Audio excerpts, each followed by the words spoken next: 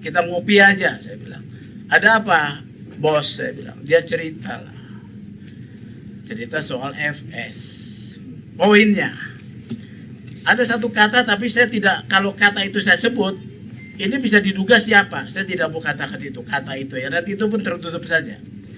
Jadi dia bilang, FS ini korban, ya. FS ini dizolimi, ya. Harga dirinya diinjak-injak. Jejak digital adanya anggota DPR RI yang ada di kubu Irjen Verdi Sambo menjadi sorotan.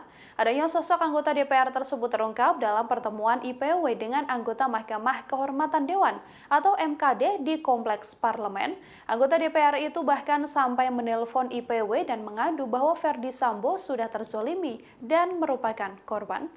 Ketua Indonesia Police Watch atau IPW Sugeng Teguh Santoso memberikan gambaran sosok anggota dewan yang terlibat penghasutan untuk memuluskan niat jahat Verdi Sambo. Diakuinya ada setidaknya 2 anggota DPR RI yang membela Verdi Sambo. Kedua anggota DPR tersebut sempat menghubunginya lewat pesan WhatsApp dan melalui telepon seluler.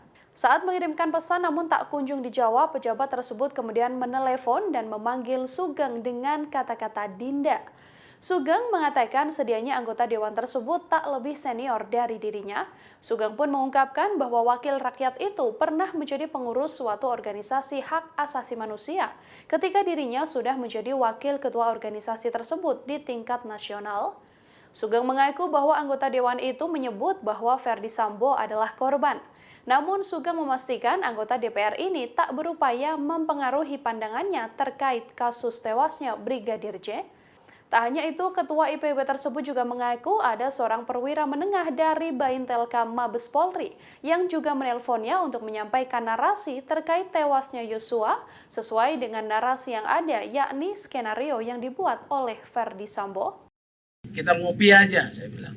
Ada apa, bos? Saya bilang. Dia cerita lah.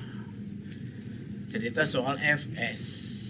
Poinnya, ada satu kata tapi saya tidak, kalau kata itu saya sebut, ini bisa diduga siapa. Saya tidak mau katakan itu, kata itu ya. Nanti itu pun tertutup saja. Jadi dia bilang, FS ini korban, ya. FS ini dizolimi, ya. Harga dirinya diinjak-injak.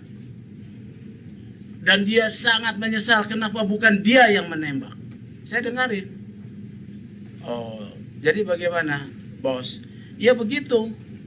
Jadi kejadiannya seperti itu, ya, bahwa dia itu istrinya dilecehkan, persis sama dengan yang sama dilontarkan oleh Karopenmas. Ya, saya bilang oke, informasi ini saya tampung. Itu tanggal 12. Kalau tidak salah ada lagi satu, tapi ini tidak dalam intensi mempengaruhi ya. Saya paham benar soal kode etik, ya, karena saya penyusun kode etik advokat. Di dalam kode etik itu mempengaruhi itu kena loh, ya, mempengaruhi proses penegakan hukum di dalam kode etik DPR ada diatur. Ini kan proses hukum, saya diyakinkan untuk bisa menerima penjelasannya. Sudah, itu satu. Ada lagi satu anggota DPR tidak, dia menelpon, saya telepon balik karena dia tanya ada apa sih latar belakangnya. Saya cuma nelpon sama dia, oh enggak. Ini bang soal kasus Sambo ini menurut saya janggal. Dia tidak mempengaruhi kalau ini. Benar. Tapi dia tersinggung sama saya. Justru dia yang tersinggung, chat-chatan sama saya panjang. Padahal bang, saya kan gak bilang abang mempengaruhi di publik. Saya bilang. Ada apa salah apa, saya bilang. Itu 2.